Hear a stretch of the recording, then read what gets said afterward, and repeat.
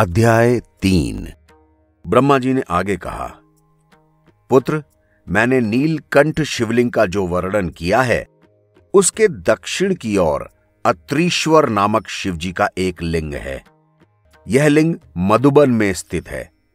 हमारे पुत्र अत्रि ने, जिनकी पत्नी का नाम अनसुया है, चित्रकूट पर्वत पर अपनी पत्नी के साथ शिवजी का ध्यान धरकर घोर तपस्या की थी। उन्हीं दिनों ऐसा अकाल पड़ा कि 100 सालों तक संसार में पानी न बरसा। इसलिए सारे ऋषि, मुनि और सांसारी प्राणी दुखी हो गए। उस अवस्था में दिनों दिन अशुभ कार्य घटने लगे और अकर्मों की वृद्धि होने लगी।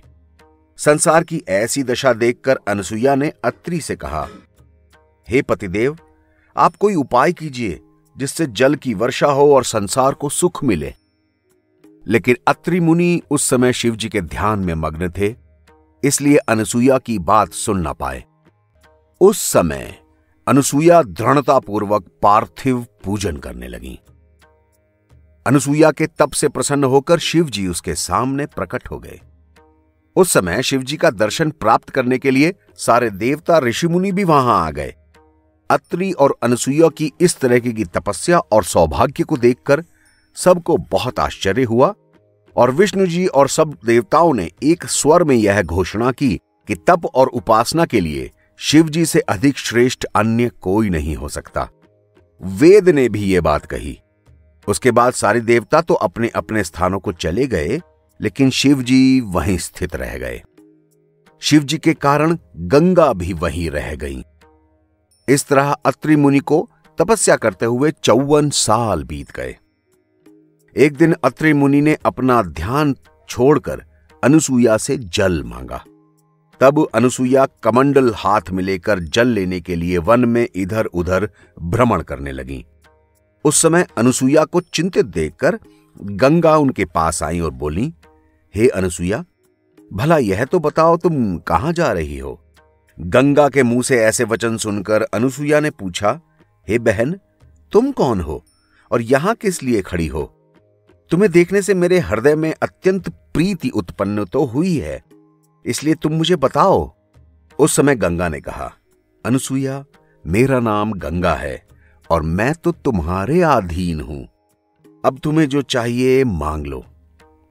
यह सुनकर अनसुया ने कहा, गंगे, यदि ऐसी ही बात है तो तुम यहीं रहो और मुझे मेरे पति के लिए थोड़ा जल दे दो। यह सुनकर गंगा वहीं स्थित हो गईं। उसके बाद उन्होंने अनसुया के कमंडल में जल डाल दिया। अनसुया उस जल को लेकर अत्रि के पास आई। जल पीकर अत्रि ने पूछा, प्रिय, तुम ये जल कहां से लाई? अनसुया ने उन्हें सारी कहानी बताई। यह सुनकर अत्रि मुनि फौरन गंगा जी के पास जा पहुंचे और वहां स्नान करके प्रार्थना करने लगे। उस समय गंगा ने अत्रि और अनसुया से कहा, तुम्हारी तपस्या पूर्ण हो चुकी है, इसलिए अब मैं यहां से जाती हूं। गंगा के ऐसे वचन सुनकर अत्रि और अनसुया ने उनसे वहीं रहने के लिए प्रार्थना की। तब गंगा ने कहा कि यदि तुम मुझे 1 वर्ष के शिव पूजन का फल देते हो तो मैं यहां रह सकती हूं। अनसुया ने इस बात को स्वीकार किया और गंगा वहीं रह गईं। उसी समय शिवजी भी अपने मुख्य चिन्हों के साथ उस स्थान पर प्रकट हो गए। शिवजी के दर्शन पाकर अत्रि और अनसुया अत्यंत प्रसन्न हुए और कहने लगे, प्रभु, आप तो यहीं रह जाइए। अत्रि की प्रार्थना मानकर शिवजी गंगा के साथ उस लिंग में स्थित हो गए जिसकी स्थापना अत्रि और अनसुया ने की थी।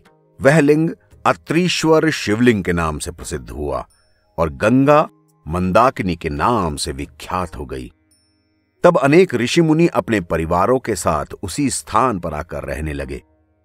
शिवजी की कृपा से संसार में बहुत जोर की बारिश हुई। सारे प्राणियों को आनंद मिला।